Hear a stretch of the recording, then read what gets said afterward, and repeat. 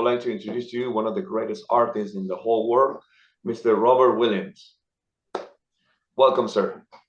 Well, thank you, Pablo.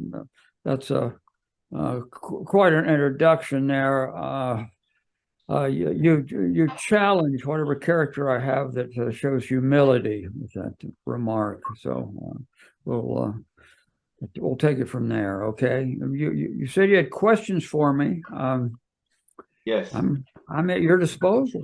Okay. Let's talk about your beginnings. How it started your interest in painting and art in general? Well, at a very early age, I developed a propensity for drawing.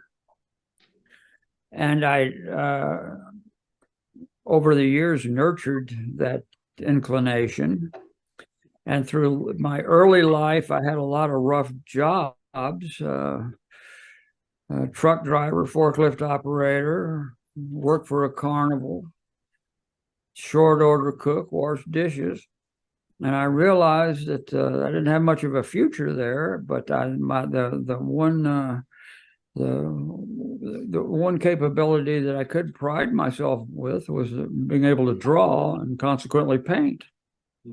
So at about 16 or 17, I pursued that until I got to the point where I was fairly proficient at it. So, excellent. I would like to know, what are your thoughts about digital art against the traditional way of painting? What kind of art? The digital art.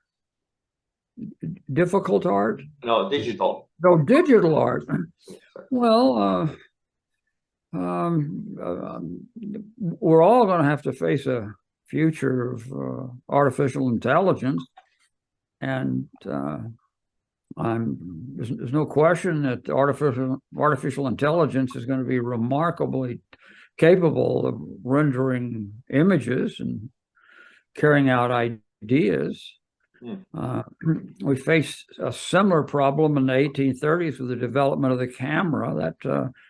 That affected art quite a bit. Any art after the 1840s is sure to be tainted by someone just copying photographs.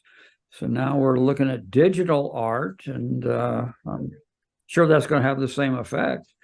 The only advantage, the only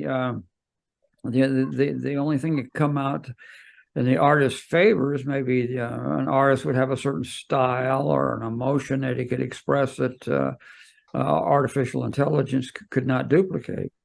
Exactly. Yes. Yes. I want to know.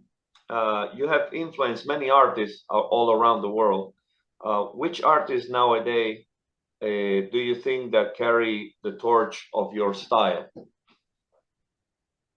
Well, I did start, allow me to violate my modesty here, but I did start an art movement in the late 80s called lowbrow art. And there was a slew of artists that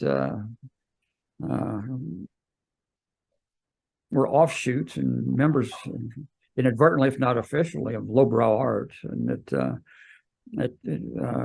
eventually led to Juxtapoz magazine, which turned out to be one of the top-selling art magazines in the United States.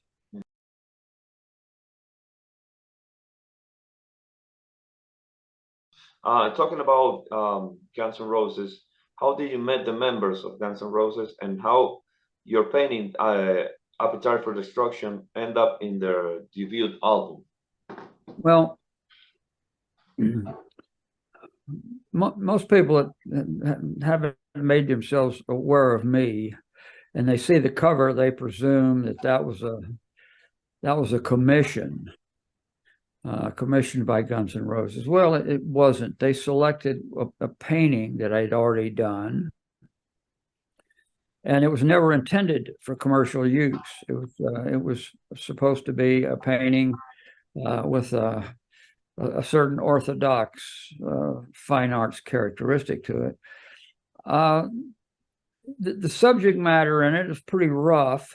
and it was never intended for the general public to even look at the picture. Mm. But Axl Rose found it on a postcard or somewhere and went to a lot of trouble to get a hold of me. And then I cautioned him that this was probably not be a good piece of artwork to force on the general public. And I come from the underground comic book world where we did rather overt and aggressive artwork. we always stuck within the realm of the underground. Mm. And I suggested to him, well, maybe you better go through all the slides and other images and find something a little more appropriate.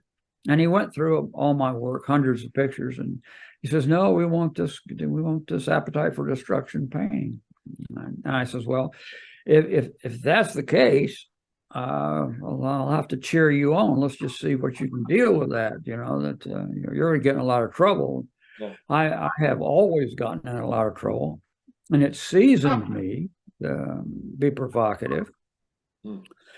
I explained to him that the first problem he's going to run into after this gets printed on an album cover is they're not going to permit it to go through the Canadian border, and then it's going to be facing censure from religious groups, and then there's going to be parent groups that didn't want their kids to have it, organized parent groups that try to put a stop to it, and then possibly feminists and whatnot.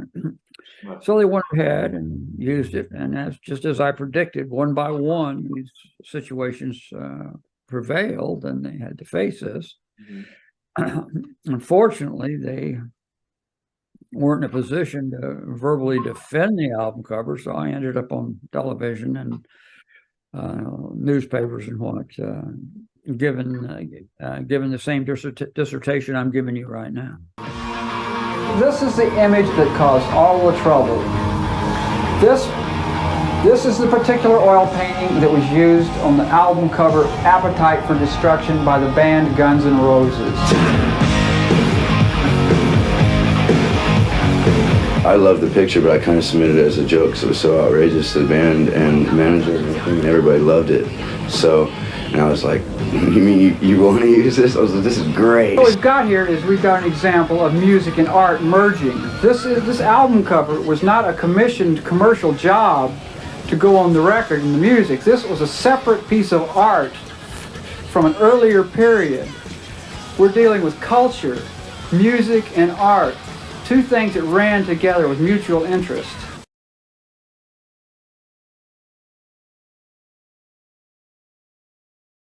I want to know about zombie mystery paintings.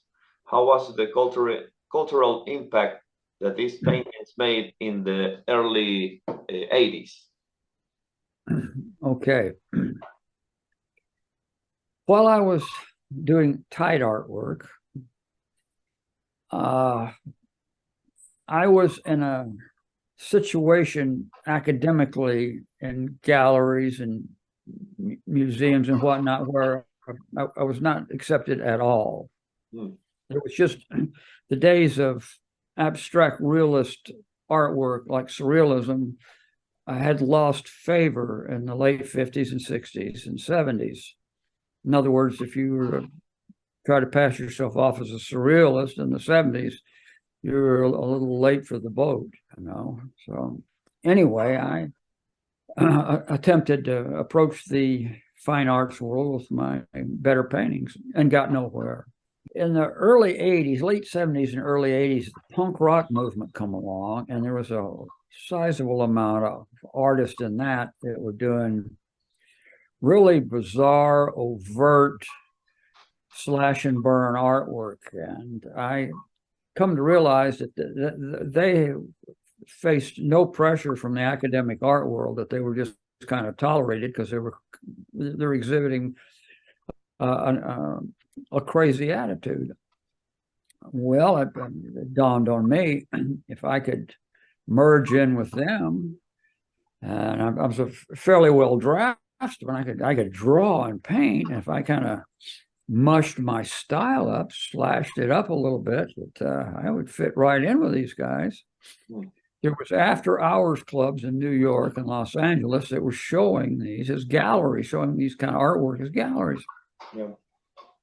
So I did a series of paintings called zombie mystery paintings.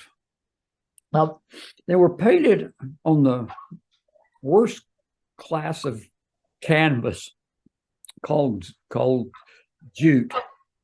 The finest canvas is linen, the lesser canvas is cotton, and the shittiest canvas is jute, which is burlap. So I painted on burlap so that I would have no sense of the art being precious. So I could just whack away at it.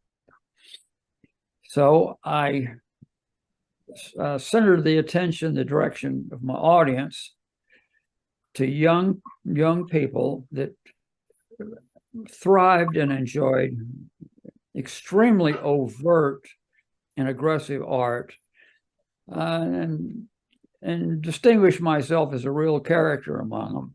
And I started these zombie mystery paintings, and I started showing them at after hours clubs, and they were an enormous success.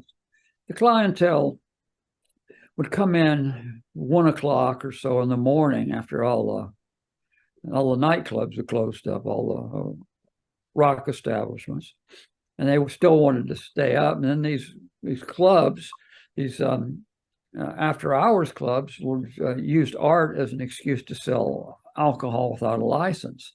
So then they put up art and call it an art show. So everything about it was superficial and decadent. And that's what I really enjoyed about it. So I didn't feel bad in like creating this really licentious and tawdry art.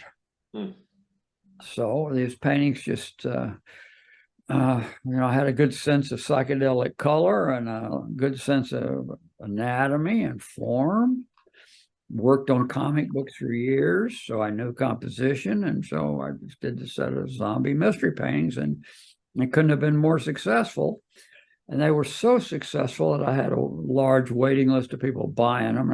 So I was selling them at very low prices, and the demand was enormous. Then other artists started following my suit. So I had an ulterior motive. And what I was going to do is I was going to get this generated to the point where I could start, as I painted, I could start bettering a little bit better and a little bit better, to the point where I'd start slipping in little backgrounds. So they start having environments. So what I was secretly trying to do was to go back to a finer style. Once I established myself with a sizable peer group and had a name, and had a couple of books published, and then I had a foothold in the corner of the art world, then I could start bringing this to a more graphic prominence, and that's what I did. So that's the story on the zombie mystery paintings. Okay. Well, it has been a tremendous honor talking with you, Okay, Mr. Pablo, I appreciate talking. I'll let you go, I guess, huh? Yes. We're running out of time right now, so it has been you have a good rest of the day. Okay. Thank you, sir. It has been a tremendous honor. Thanks to your viewers. Thank you so much.